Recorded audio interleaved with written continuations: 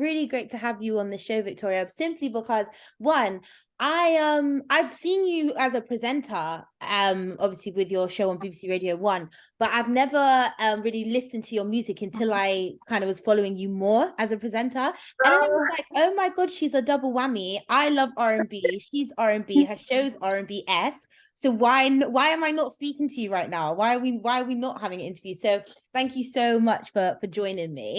First of all, I want to start off because I feel like people won't actually, I don't know, you tell me, do people know you more for your music or for you being a presenter? I feel like people know me more through radio, just because since I started Radio 1, like my profile and my presence online has grown hugely. So most people know me from radio because I have put out a couple songs in the time I started BBC, but those songs I've not really promoted. I've literally just whacked them out, and they've been through other people, so they've not been my independent releases. I feel like I really want people to actually get to know you as an artist, as well as obviously an amazing presenter and broadcaster. So if we were to strip it back, because also I hear a twang in your accent, tell us a bit about who is Victoria Jane. I was actually born in Hertfordshire, down south.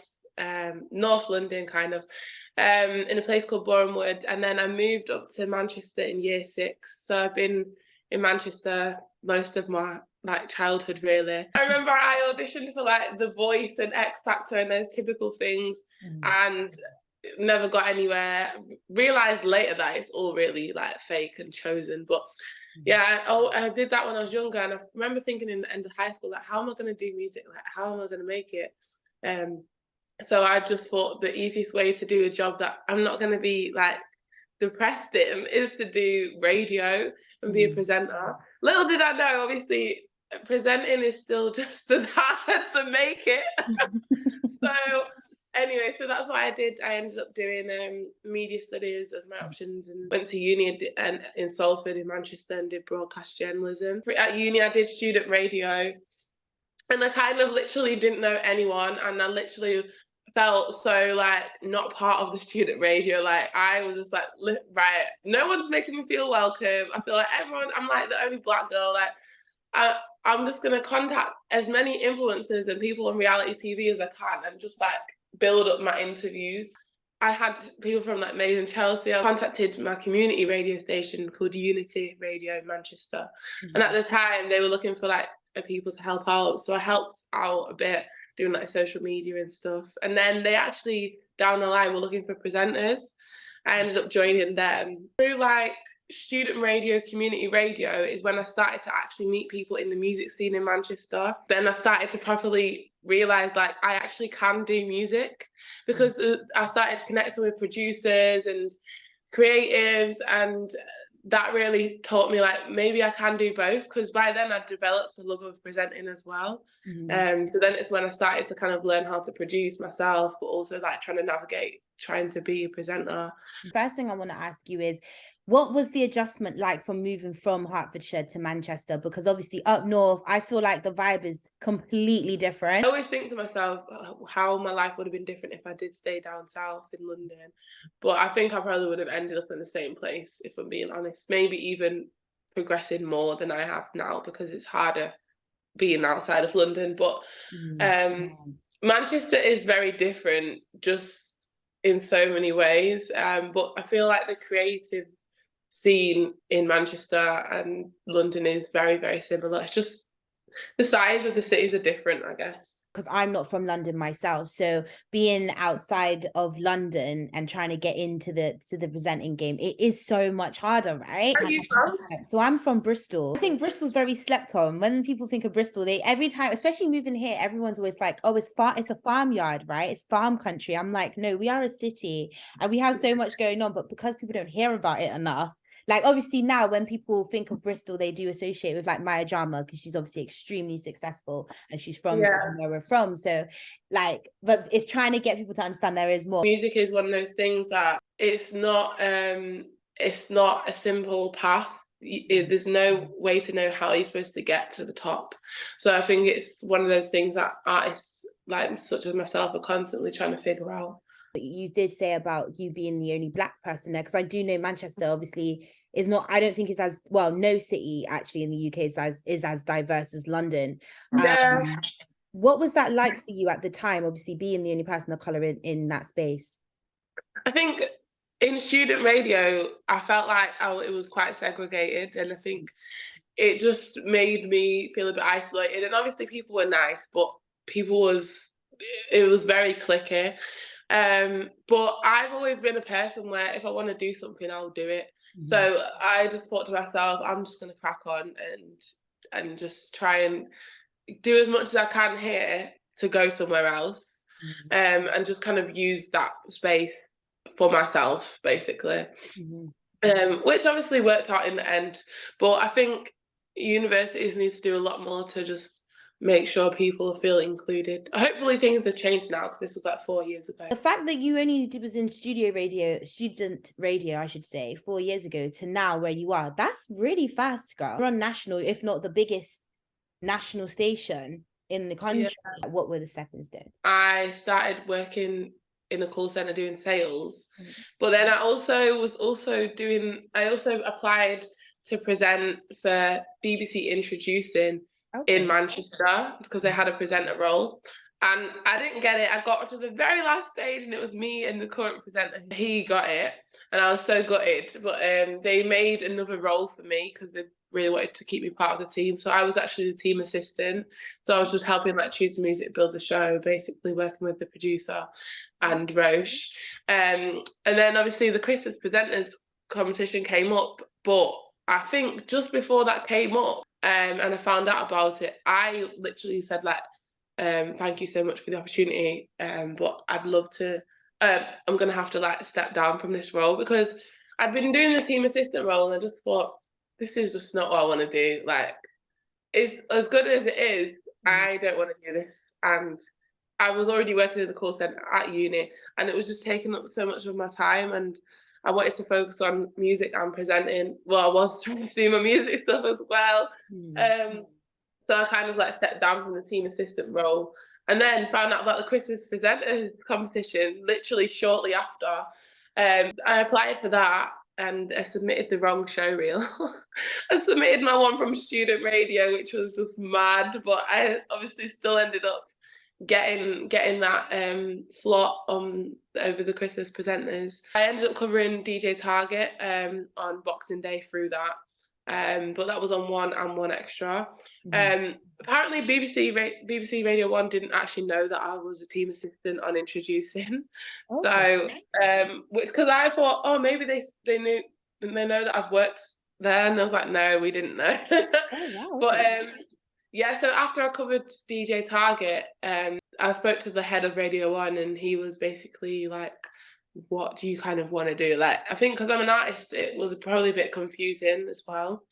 But I kind of just said like, there needs to be a space for R&B and soul on Radio 1, because there's not been since Trevor Nelson. You know, there's only a space for that sort of music on One Extra. So how are people supposed to listen to Radio 1 if they like R&B and soul music when there's no space?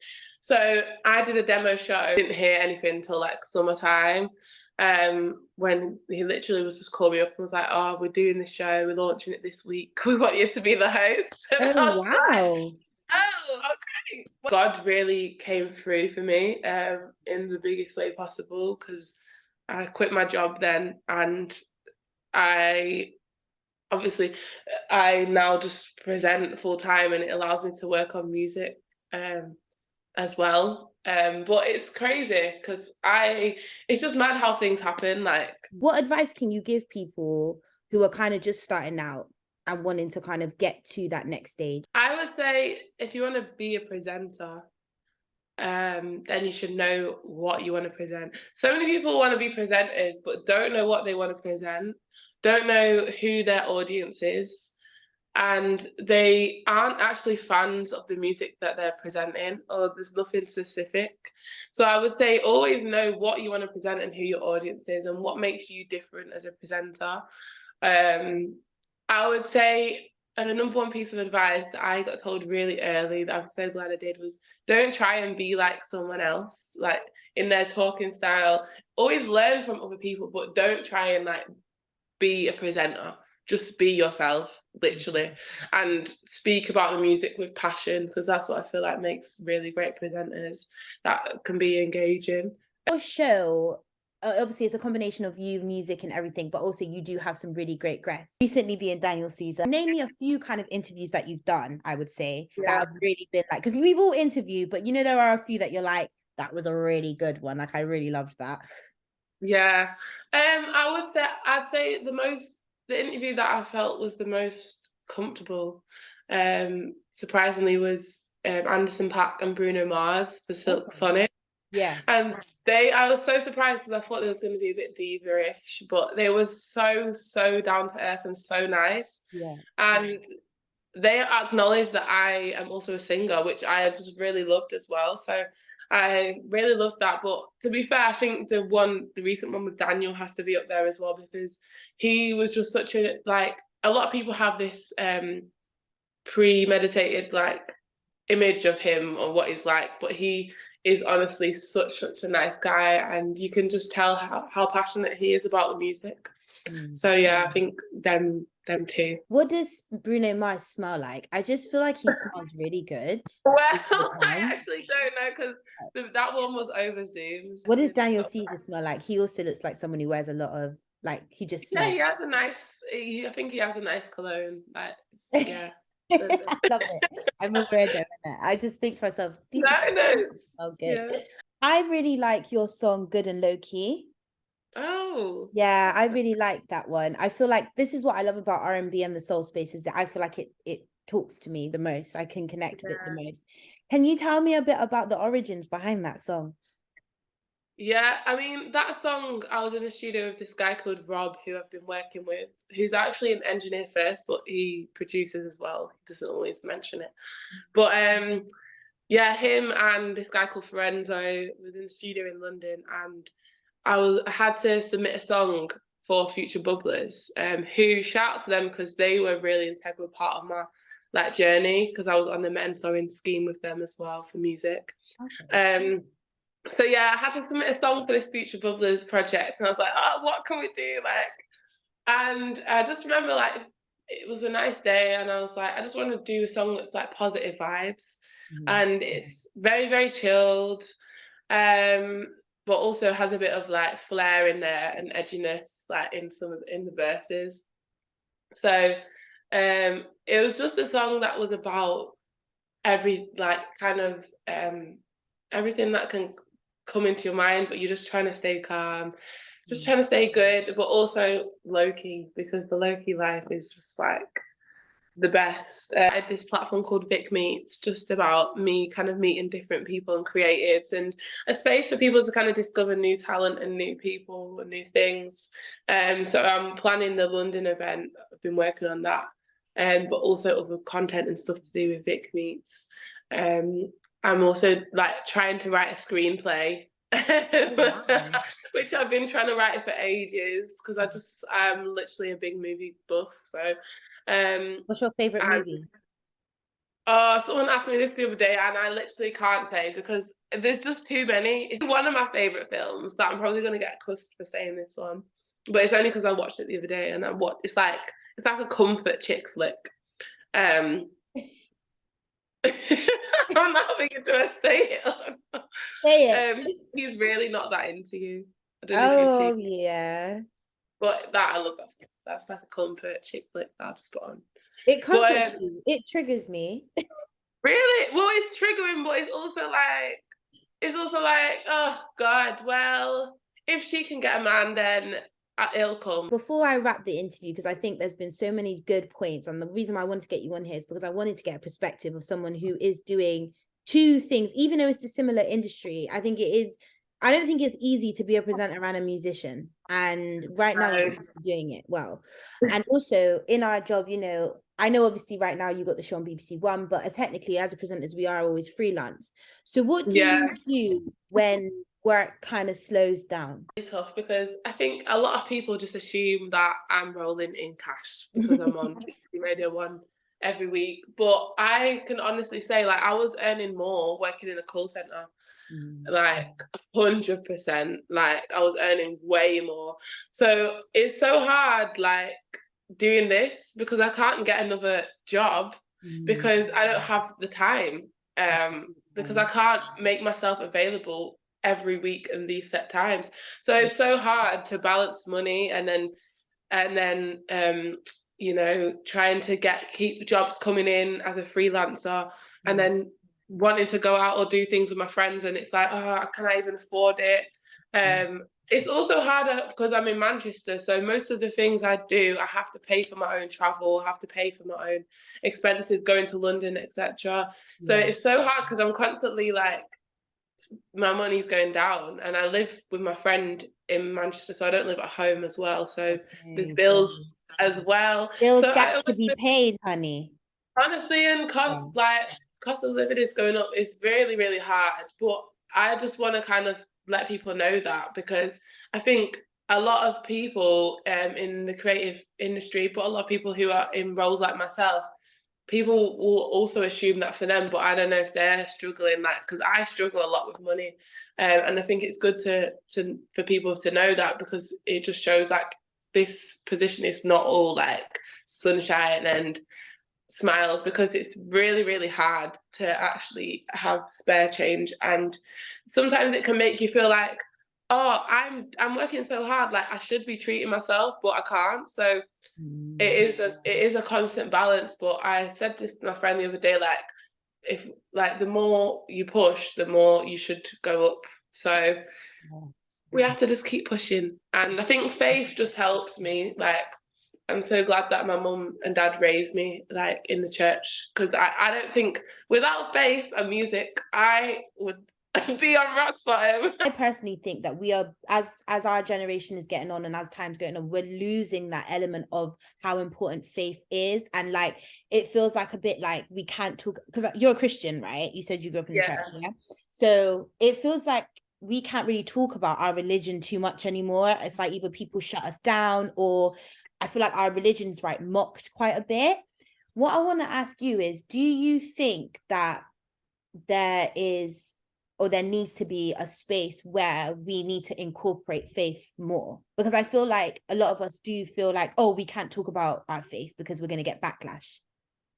Yeah, I do think there needs to be that. It's hard though, because I think there are like small little like people doing that, but there's not really a platform or anything like for people to talk about faith. And I don't think people talk about faith enough in general. Like, if more people of influence talked about faith, then more people would also know God as well. But I don't think people do it enough in general. I don't know if that's a fear of them like looking bad or like being judged or whatever. But it's something that I think would be good to change. But then again, I think it comes down to not a lot of people have faith in their lives, like on a real, like they act like they do, but they actually don't, which is why they don't talk about it. Or they might be like, oh, thank you God for this, but they don't really, they ain't been in a deep prayer since like 3 months ago or something. Do you know what I mean? Oh, now you're preaching. Where's the gospel choir? Yeah. Tell him. Because did you see that guy got backlash from the Teen Choice Award? I can't remember his name, but he accepted a Teen Choice Award and he was like thanking God and he was saying he owes it all. And the internet came for him and gave him backlash. And that's what made me think, no, man, people are becoming ungodly. Why should it be bad to praise God? Yeah, that's really bad. I didn't know that. Yeah, it was really bad. It was really bad. But I could talk to you about faith. It would have to be a podcast setting, but no, it's not, because we have that time. But we're gonna have to do something again, because I really like the way you think, and I really think, and you've just done so well in such a short space of time. It's amazing to see. Thank you. It is. No, honestly, it is. What's next for you, and where can people find you? Plug yourself.